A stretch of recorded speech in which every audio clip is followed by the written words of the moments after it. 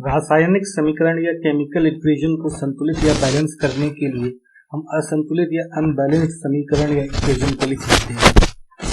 बाएं तरफ या लेफ्ट हैंड साइड और दाएं तरफ या राइट हैंड साइड के सभी परमाणुओं की संख्या की गिनती कर लेते हैं। यहाँ हम पाते हैं कि बाएं पक्ष में हाइड्रोजन परमाणुओं या एटम की कुल संख्या 2 है। इसी प्रकार ऑक्सीजन परमाणुओं या एटम की कुल संख्या भी 2 है। अब हम दाएं पक्ष या RHS पर ध्यान देंगे। यहाँ हाइड्रोजन परमाणुओं या एटम की कुल संख्या 2 और ऑक्सीजन परमाणुओं या एटम की कुल संख्या 1 है।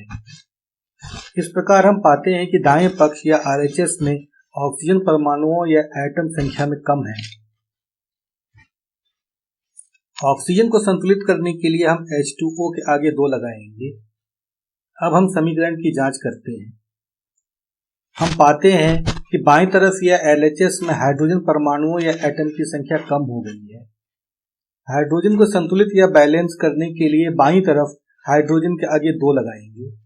पुनः जांच करने पर हम पाते हैं कि अब दोनों तरफ समीकरण या इक्वेशन संतुलित या बैलेंस्ड हो गए हैं। एक अन्य समीकरण या इक्वेशन लेते हैं। बाएं पक्ष या लेफ्ट हैंड साइड और दाएं पक्ष या राइट हैंड साइड कि सभी परमाणुओं या एटम्स की संख्या की गिनती कर लेते हैं। यहाँ हम पाते हैं कि बाएं पक्ष या LHS में कार्बन की 1 परमाणु, सल्फर के 1 परमाणु और ऑक्सीजन के 2 परमाणु या एटम हैं। अब हम दाएं पक्ष या RHS में पाते हैं कि कार्बन, सल्फर और ऑक्सीजन तीनों के 2-2 परमाणु या एटम उपस्थित हैं। दाएं भाग या RHS में सल्फर की संख्या ज़्यादा होने के कारण हम बाएं पक्ष या LHS में SO2 के आगे 2 लगा देंगे। पुनः समीकरण की जांच करते हैं। हम पाते हैं कि अब LHS या बाएं भाग में ऑक्सीजन के 4 अणु हो गए हैं, जबकि दाएं भाग या RHS में ऑक्सीजन के 2 ही अणु उपस्थित हैं। ऑक्सीजन को संतुलित करने के लिए हम दाएं भाग या RHS में CO2 के आगे 2 लगा देते हैं। पुनः हम समीकरण की जांच करते हैं। अब कार्बन की संख्या को संतुलित या बैलेंस करने के लिए हम बाएं भाग में कार्बन के आगे 3 लगा देते हैं। पुनः जांच करने पर हम पाते हैं कि हमारा समीकरण अब संतुलित हो गया है।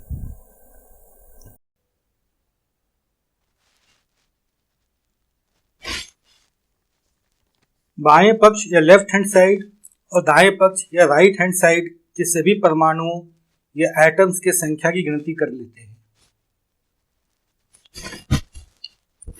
कार्बन को संतुलित करने के लिए CO2 के आगे 6 लगाना है। हाइड्रोजन को संतुलित करने के लिए H2O के आगे 3 लगाना है।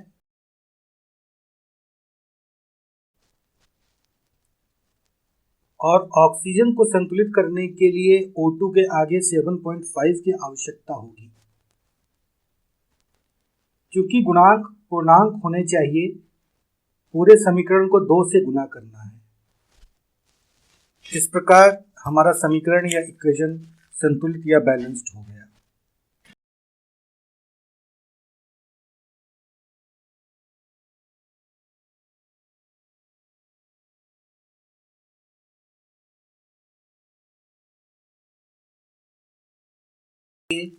हम एक और अंतिम समीकरण लेते हैं। उत्पाद में 3 नाइट्रोजन है, इसलिए NH4OH के आगे 3 लगाएं। अब उत्पाद में ऑक्सीजन और हाइड्रोजन को संतुलित करने के लिए H2O के आगे 3 लगाएं। अब हमारा समीकरण या इक्वेशन पूरी तरह संतुलित या बैलेंस्ड है। धन्यवाद।